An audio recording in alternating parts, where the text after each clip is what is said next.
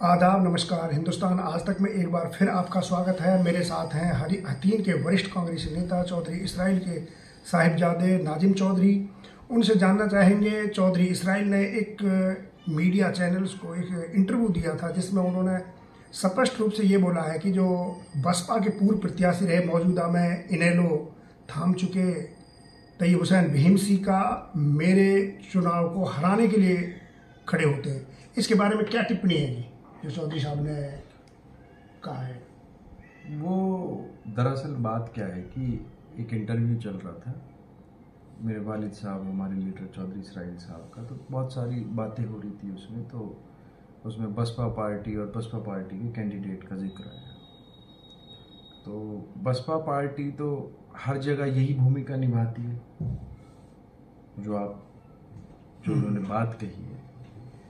तो हालांकि बात इस तरह से है कि जो बात मेरे वालिद साहब ने कही है, बात तो सारा इलाका कहता है। ऐसा थोड़ी ना है कि अकेले वो कह रहे हैं और फिर चलो मान लेते हैं, एक बार को चलो मान लेते हैं कि ऐसा कुछ नहीं है।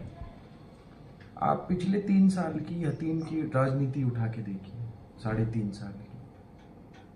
हम लोगों के लिए संघर्ष कर रहे हैं, लोगों के लिए उनके काम जा रहे हैं, अफसरों के पास भी जा रहे हैं और भी लोगों के पास जा रहे हैं लोगों के काम भी करा के लेके आ रहे हैं। पूरा आपने देखा कि कोरोना के काल में भी मेरे वालिद साहब की तो उस वक्त में एक सर्जरी हुई थी, लेकिन कोरोना काल में भी मैं पूरी तरह से एक्टिव था। जो मेरे से हो सका वो मैंने किया। लोगों के लिए कोविड सेंटर भी खुलवाया, ठीक है। इतना अच्छा उसमें कोविड सेंटर खुला, पूरे हरियाणा में कहीं नहीं खुला। तो आप ये देखिए कि 3.5 साल से बराबर, जब से 4 साल से जब से चुनाव के रिजल्ट आए, जब से हम बराबर संघर्ष कर रहे हैं। और ये दूसरी पार्टी के लोग सब गायब थे, आप भी जानते हैं, सब गायब थे। अब चुनाव नजदीक आ रहा है तो बरसाती मेंढक की तरह निकल के आए हैं।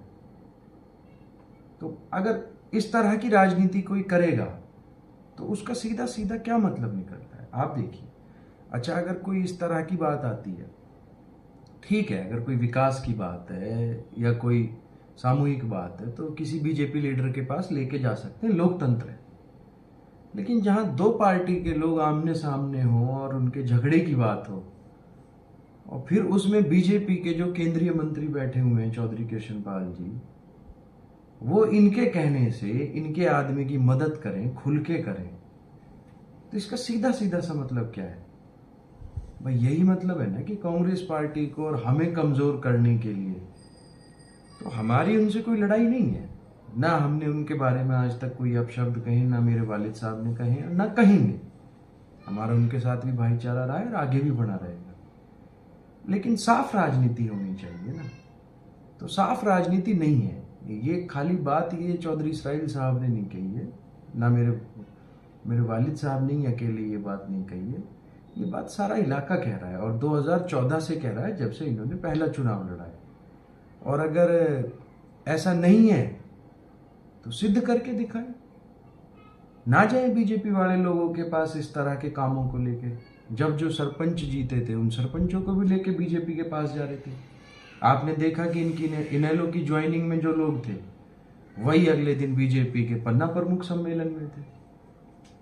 बूथ पे, जहां तक बूथ पे जिस दिन वोट डलती है, आप 2014 का और 19 के चुनाव देखिए, 2 दिन, ये पूरे 2 कार्यकाल, 2014 में भी और 19 में भी, बूथ पे भी इनके कार्यकर्ता मिलके काम करते हैं।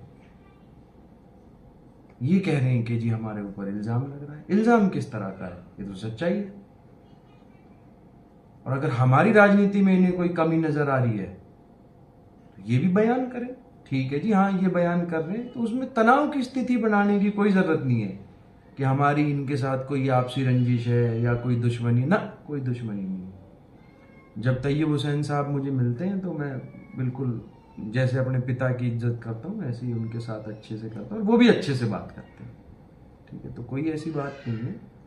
लेकिन जो मेरे वालिद साहब ने कहा है, मेरे वालिद साहब की बात ना पकड़ के इलाके में जो बात चल रही है उसको रोक लें पहले तो यही मेरी आपसे दरख्वास्त है कि आप लोगों को ये मैसेज दें कि साफ राजनीति का साथ दें। तो ये थे हमारे साथ चौधरी नाजिम, जिन्होंने अपने पिता द्वारा जो मीडिया को बयान दिया उसका स्पष्टीकरण यहाँ पे दिया है।